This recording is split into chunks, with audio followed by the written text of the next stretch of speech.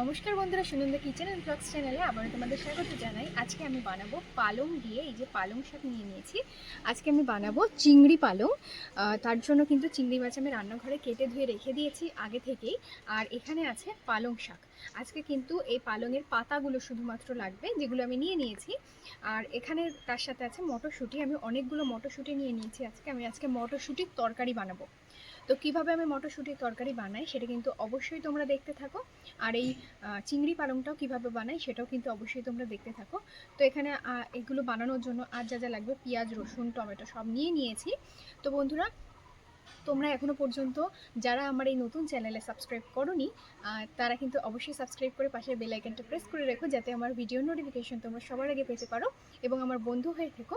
তো বন্ধুরা, ভিডিওটা কিন্তু শেষ পর্যন্ত তোমরা অবশ্যই দেখবে, এবং যদি যে ভিডিওটা সবথেকে বেশি ভালো লাগবে সেই ভিডিওটা অবশ্যই কিন্তু, মানে যে রান্নাটা সবথেকে বেশি ভালো লাগবে সেটা অবশ্যই কিন্তু কমেন্ট করে যাবে। আর তোমরা কে কী রান্নার রেসিপি দেখতে চাও সেটাও কমেন্ট করে জানিও। তো বন্ধুরা, বেশি দেরি না করে চলো রান্না করে যাওয়া যায়। কিন্তু সব কাটা বাছা ধোয়া হয়ে গেছে। এখন কিন্তু আমি এখানে দেখো এক বাটি মটরশুঁটি নিয়েছি, যেটা আমি এখন জলে একটু ভাপিয়ে নেবো, যাতে আমার শিল নোড়াতে বেটে নিতে সুবিধা হয়। তো এইসব জলের মধ্যে আমি আগে থেকে জল বসিয়ে দিয়েছি, তার মধ্যে দিয়ে দেবো। তো এই এক বাটি মটরশুঁটি এখন এই জলের মধ্যে আমি দিয়ে দেবো। এরই সাথে আমি দিয়ে দেব এই যে সামান্য পরিমাণ আদা, 4টে কাঁচা লঙ্কা,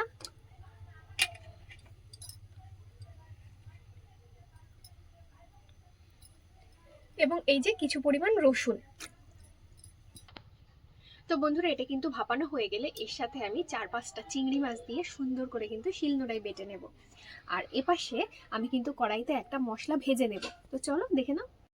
তো বন্ধুরা, ওপাশের গ্যাসের বার্নারে তো আমি এই যে মটরশুঁটি ভাপাতে দিয়ে দিয়েছি। আর এপাশে আমি কিন্তু কড়াইতে তেল গরম করে নিয়েছি।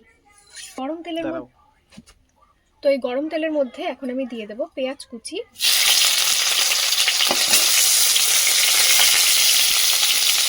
দিয়ে দেব রসুন, দিয়ে দেবো বেশ কয়েকটা শুকনো লঙ্কা ঝালের জন্য। এটা কিন্তু পালং চিংড়ির জন্য বানাচ্ছি এই মশলাটা। এবার দেব গোটা জিরে, একসাথে ভালো করে ভেজে নেব, এবং ভাজা হয়ে গেলে আমি কিন্তু সুন্দর করে শিলনোড়াতে বেটে নেব। তোমরা কিন্তু একদমই ভুল করবে না, এটা কিন্তু পালং চিংড়ির জন্য আমি মশলাটা বানাচ্ছি। তো বন্ধুরা, আমার কিন্তু এই মশলাটা একদমই রেডি হয়ে গেছে। আর এখানে দেখো, এখানে কিন্তু আমি এখানে সর্ষে নিয়ে নিয়েছি। এই সর্ষে এবং এই মশলাটা একসঙ্গে কিন্তু আমি শিলনোড়ায় বেটে নেব। এটা কিন্তু পালং চিংড়ির জন্য মশলাটা রেডি করব। তো বন্ধুরা, আমি কিন্তু যে মশলাটা কড়াইতে ভেজে নিলাম সেটা কিন্তু আমি নিয়ে নিয়েছি শিলের মধ্যে। আর এই সর্ষেটাও এখন আমি নিয়ে নেব।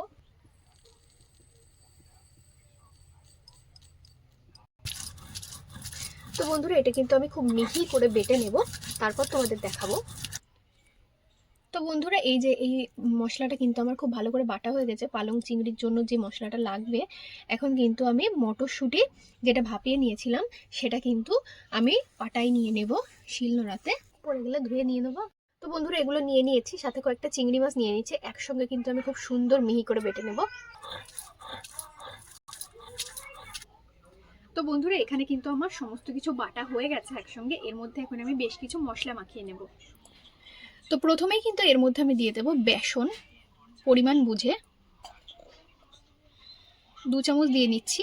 তারপর মাখার সময় আমি বুঝে শুনে আরও যদি দরকার পড়ে যোগ করে নেব। এর মধ্যে দিয়ে দেব খুব সামান্য পরিমাণ হলুদ গুঁড়ো, দিয়ে দেব পরিমাণ মতো লবণ, খুব সামান্য পরিমাণ জিরে গুঁড়ো দিয়ে দেব, আর একদমই অল্প পরিমাণ দিয়ে দেব গরম মশলা গুঁড়ো। এবার কিন্তু খুব ভালো করে মাখিয়ে নেব। প্রথমে কিন্তু জল ছাড়াই মাখাতে হবে, তারপর যদি জলের প্রয়োজন হয় তবে কিন্তু জল দিয়ে মাখাতে হবে। তো বন্ধুরা, এটা কিন্তু আমার মাখানো হয়ে গেল। এরপরে কিন্তু আমি আরও একটা মিশ্রণ তৈরি করে নেব। তো বন্ধুরা, এখানে কিন্তু আমি এই বাটা মশলাটা আবারও নিয়ে নিয়েছি। এর সঙ্গে আমি বেশ কিছু জিনিস যোগ করে নেব। এই বাটা মশলার মধ্যে দিয়ে দেব এই যে কেটে ধুয়ে রাখা চিংড়ি মাছ, দিয়ে দিচ্ছি হলুদ গুঁড়ো, এর মধ্যে যা যা দেওয়ার এখনই কিন্তু দিয়ে দেবো, এরপরে কিন্তু আর কিছুই দেবো না। দিয়ে দিচ্ছি পরিমাণ মতো লবণ। তো বন্ধুরা এখানে কিন্তু আমি একটা বেগুন, সবুজ রঙের বেগুন আমি কিন্তু এরকম সরু সরু পাতলা পাতলা করে কেটে রেখেছি, এগুলো কিন্তু এর মধ্যে এখন নিয়ে নেব। দিয়ে দেব টমেটো কুচি। এটা এবার খুব সুন্দর করে মাখিয়ে রেখে দেব। তো এটা খুব সুন্দর করে কিন্তু আমি মাখিয়ে নিয়েছি, এটা এখন রেখে দেব। প্রথমে কিন্তু আমি মটরশুঁটির তরকারিটা বানিয়ে নেব। তো বন্ধুরা এখন কিন্তু কড়াই খুব ভালো করে গরম হয়ে গেছে, এখন কিন্তু সাদা তেল দিয়ে খুব ভালো করে তেলটা গরম করে নেব।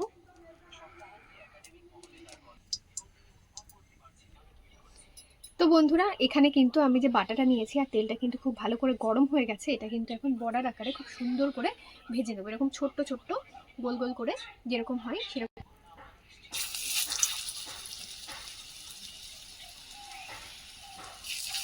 গোল গোল করার চেষ্টা করবে তোমরাও। এগুলো না একটু ছোট ছোট করলে ভালো লাগে, বেশি বড় বড় করলে আবার ভালো লাগবে না, যেহেতু এটা তরকারিতে দেবো না। কড়াইতে যতগুলো ধরে ততগুলো ভাজবো, আর যদি বাকি থেকে যায় পরের বারে আরেকবারে ভেজে নেব।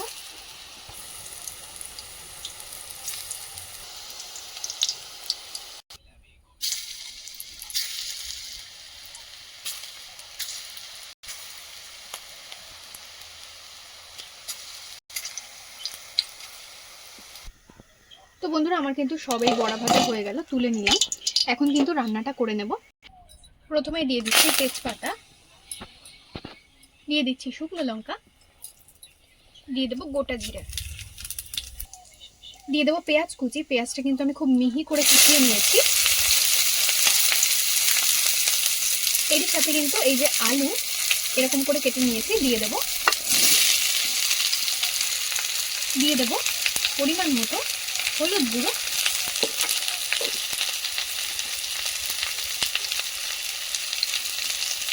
দিয়ে দিচ্ছি পরিমাণ মতো লবণ। তো বন্ধুরা এই সময় যদি তোমরা আলুগুলো দিয়ে দাও তাহলে কিন্তু আলুগুলো আলাদা করে ভেজে নেওয়ার প্রয়োজন পড়বে না এই রান্নাটাতে। তো আলুগুলো যেহেতু আমি ছোট ছোট করেই কেটেছি, আর এটা আমি চন্দ্রমুখী আলু নিয়ে নিয়েছি আজকে, তাই গলতেও অসুবিধা হবে না এবং ভাজা হতেও অসুবিধা হবে না, তাই কিন্তু আমি পেঁয়াজের সঙ্গে একবারে দিয়ে দিলাম, আলাদা করে ভেজে নিলাম না। তোমরা যদি জ্যোতি আলু বা নতুন আলু নাও তাহলে কিন্তু অবশ্যই আগে অল্প পরিমাণে একটু ভেজে নেবে, তারপর কিন্তু দেবে রান্নাতে।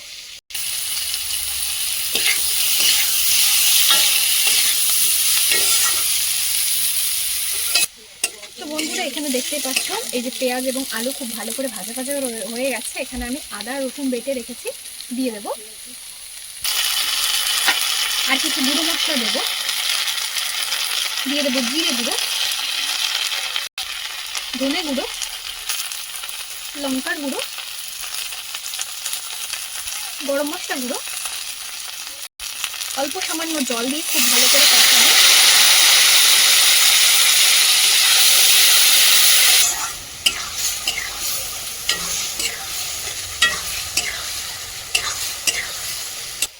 তো বন্ধুরা আমি কিন্তু সমস্ত কিছু খুব সুন্দর করে কষিয়ে নিয়েছি, এখন কিন্তু আমি জল দিয়ে দেবো।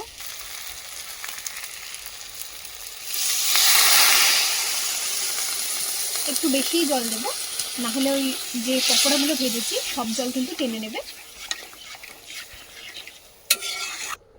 তো বন্ধুরা আমার বিভিন্ন রকম রান্না তোমাদের দেখতে কেমন লাগে সেটা অবশ্যই কমেন্ট করে জানিও। এবং আমি এই রান্না করার জন্য কিন্তু অনেক কষ্ট করি। তো বন্ধুরা আমার এই কষ্টটা দেখে অন্তত তোমরা সাবস্ক্রাইব করে দিও, প্লিজ প্লিজ সাবস্ক্রাইব করে দিও এবং আমার পাশে থেকো সবসময়ের জন্য। তো বন্ধুরা আমি কিন্তু মানে বিভিন্ন রকম সবজি দিয়ে, বিভিন্ন রকম মাছ দিয়ে যে কোনো রকম রান্না আমি কিন্তু করতে পারি। তো তোমরা কিন্তু অবশ্যই পুরো ভিডিওটা দেখবে, আমি প্রতিদিন ভিডিও দেওয়ার চেষ্টা করব, তোমরা কিন্তু প্রতিদিন আমার ভিডিওগুলো দেখবে আর সুন্দর সুন্দর কমেন্ট করে যেও। তো বন্ধুরা অনেকে হয়তো রান্নার ভিডিও করে কিন্তু হয়তো ভিডিও করার জন্য রান্নাটুকু করে। আমি অনেককে দেখেছি এরকম যে তারা হয়তো শুধুমাত্র ভিডিও করতে হবে, ভাইরাল হতে হবে তার জন্য রান্নাটুকু করে, কিন্তু আমি জানি না কেন আমার রান্না করতে খুবই ভালো লাগে। বিয়ের আগে থেকেই আমার রান্না করতে খুবই ভালো লাগে এবং আমি বিভিন্ন রকম রান্না করার চেষ্টা করি। কখনো আমি একঘেয়েমি রান্নার মধ্যে আবদ্ধ থাকি না, বা আমার খেতেও ভালো লাগে না, আমার খাওয়াতেও ভালো লাগে না। আমি রান্না করে খাওয়াতেও ভীষণ ভালোবাসি এবং রান্না করে সবাই যখন খেয়ে বলে খুব সুন্দর হয়েছে, সেটা শুনে আমার সত্যিই খুব ভালো লাগে। তো অনেকে ভেবে থাকবে যে আমি হয়তো রান্না করার জন্য মানে ভিডিও করার জন্য রান্না করি। আমি রান্না করতে খুবই ভালোবাসি এবং খাওয়াতেও খুব ভালোবাসি, তার জন্য আমি ভিডিওগুলো করি। আমি ভাবলাম যে আমি যে রান্নাগুলো করি, বিভিন্ন রকম রান্না তো প্রতিনিয়ত করি, তোমাদের কাছে এগুলো শেয়ার করি, তোমরাও এগুলোতে ভালোবাসা দেবে এবং আমার পাশে থাকবে, তার জন্যই কিন্তু করি। তো বন্ধুরা, এবার কিন্তু দেখে নেবো আলু ভালো করে সেদ্ধ হয়েছে নাকি। তো বেশ অনেকক্ষণ ধরে কিন্তু আমি ঝোল তরকারিটা ফোটাচ্ছি। এখন দেখে নেব আলুগুলো সেদ্ধ হয়েছে নাকি। খুব সুন্দর করে আলুগুলো সেদ্ধ হয়ে গেছে। এই সময় কিন্তু ভেজে রাখা বড়া বা পকোড়াগুলো দিয়ে দিতে হবে।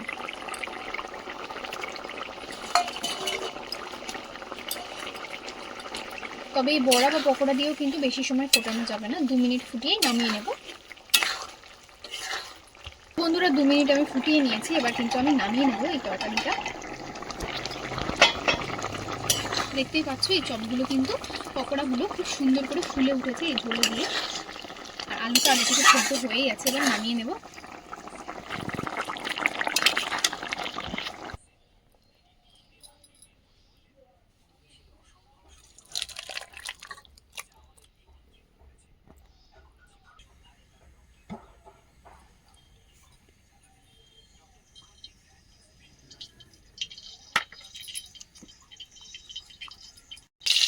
তো বন্ধুরা, কড়াইতে কিন্তু তেল গরম করে নিয়েছি, আর এই যে মশলাটা ম্যারিনেট করে রেখেছিলাম সেটা একবারে দিয়ে দেবো।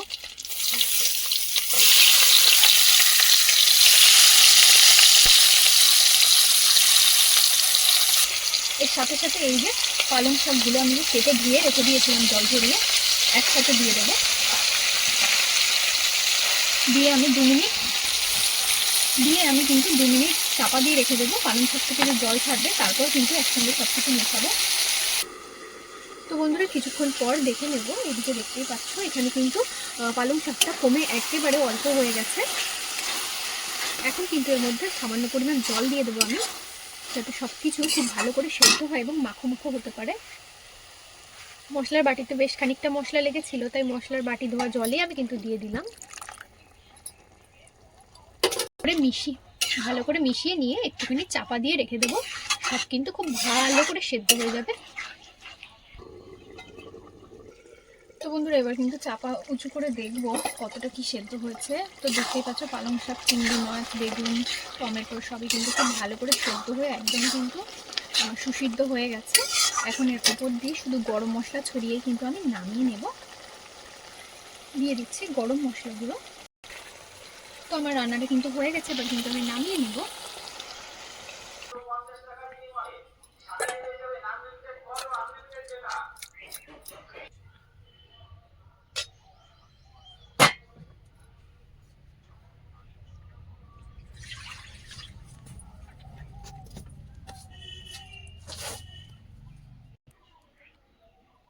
তো বন্ধুরা, আমার আজকের এই দুটো রেসিপি কিন্তু খুব সুন্দর হয়েছে। আমার তো ভালো লাগছে, তোমাদের কেমন লাগলো সেটা কিন্তু অবশ্যই কমেন্টে লিখে জানিও।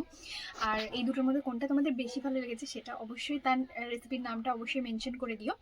এবং তোমরা আর কি কি রান্নার ভিডিও দেখতে চাও অবশ্যই কিন্তু কমেন্টে লিখে জানিও। আর আমি আগেও বলেছি অনেক কষ্ট করে আমাকে ভিডিও করতে হয়, তো তোমরা প্লিজ সাবস্ক্রাইব করে দিও আমার চ্যানেলটা এবং আমার পাশে থেকো সবসময়ের জন্য। তো বন্ধুরা, আজকের মতো আমি এখানে ভিডিওটা শেষ করছি। তো বন্ধুরা, টাটা।